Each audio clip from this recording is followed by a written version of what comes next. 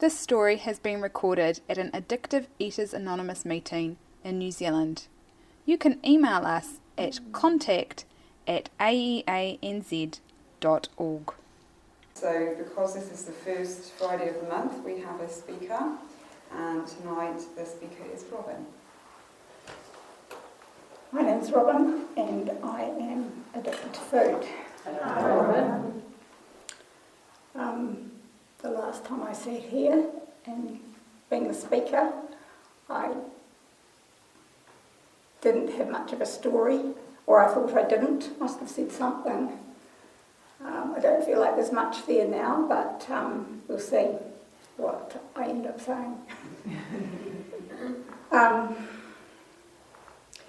The other thing that I spoke about last time was how ashamed I was that I'd been here before and had melted away and come back again.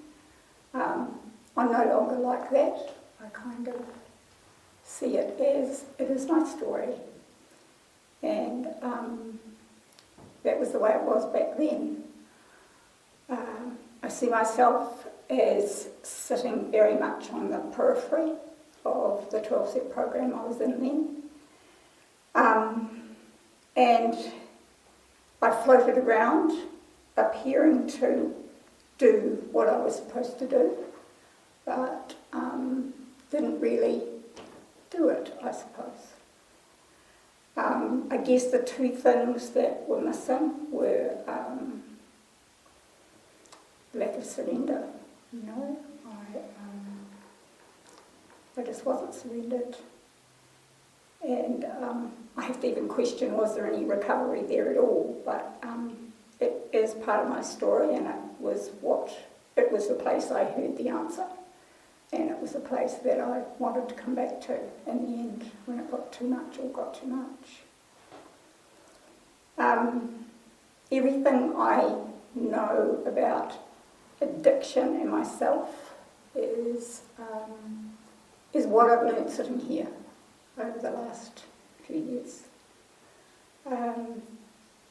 Because I was just the way I was, and I believe I was born as an addict.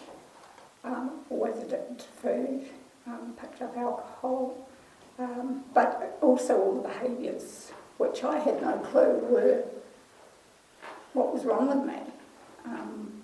But sitting here, I've learned about that feeling out of sorts with the world.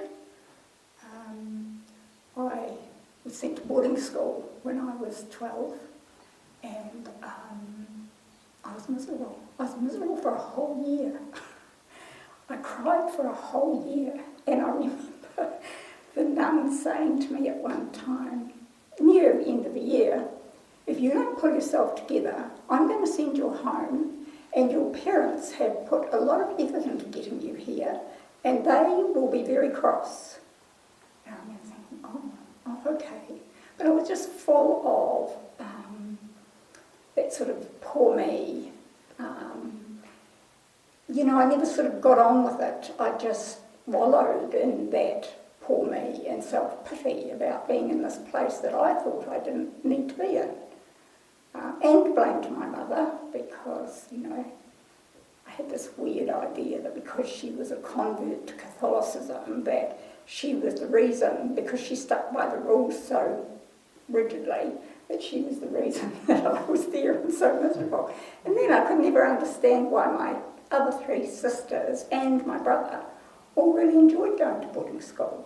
Really, it was just me. If I put my mind to it, I would have. But, I'm telling you that because it's become obvious that it was because of addiction and the way that I was never happy with anything, just feeling out of place with the world.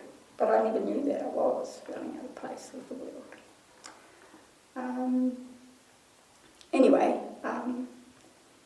so I came back, and the thing that's been going through my mind since Jill asked me if I'd speak is it's a gift. It's a gift. Okay, it's a gift. I don't really know what that means, except that I know what has happened here I'm not eating. I mean, that is a gift. I can stop eating. And I'm beginning to wake up. That's how it feels.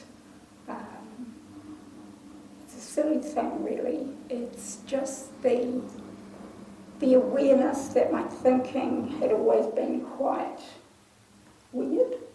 I'm trying to think of an example, but it just was, and it was always in relation to how I was being hard done by. And what I've heard here is how people look out and look towards helping others, and that's what the answer is. I don't know, it's just good to be here. I mean, it's good to be part of this fellowship and to be, have friends and good relationships and good examples on how to behave. I suppose one of the things is that I have learned to ask more about please help me, or what do I do in this situation? Because I always was in life believing that I had to manage. And that was one of the other things that was so difficult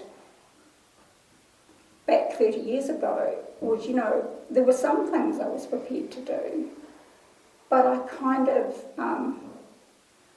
I would never talk about my family, bringing up my children, my relationship with my husband, although I think I did a bit. But it was like, when I look back and having listened to what I've listened to here, when I look back, it was always, actually, I will manage that, thank you. But I didn't know that. I didn't know that until I sat here. And I suppose being more ready to listen, perhaps a bit more open, that was the way that I behaved.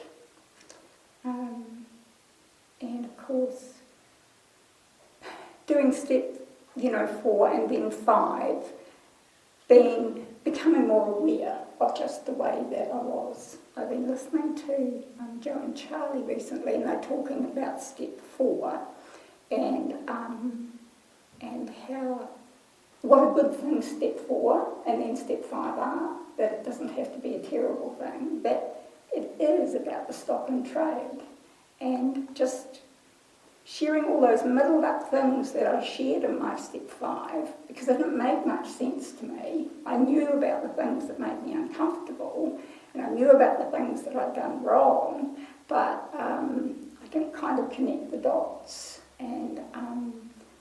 And just listening to them lately and realising, oh, I see, so that's fear, and, I feel a bit thick, a lot of the time. Like I don't connect as to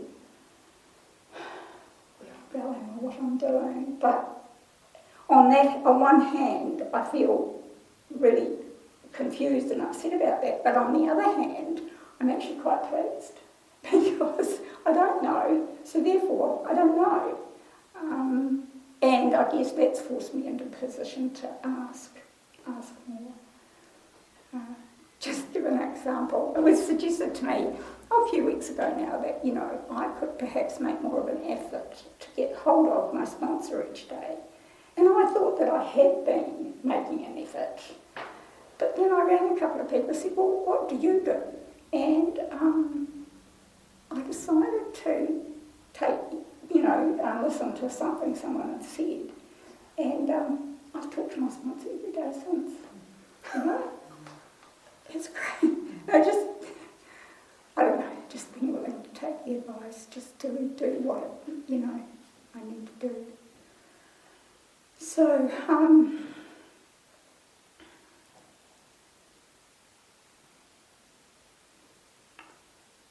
a bit lost now. But,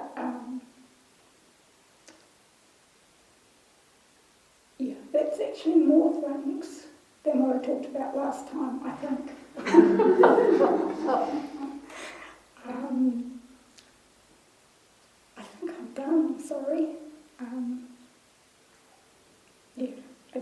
just want to say again that to be here and to be part of is just so good, because I wasn't part of before, and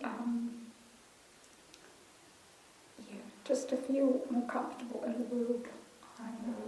I'm very grateful for that, and to believe that at some time I'm going to be useful. I think I'm done. Sorry. Thanks, Robyn.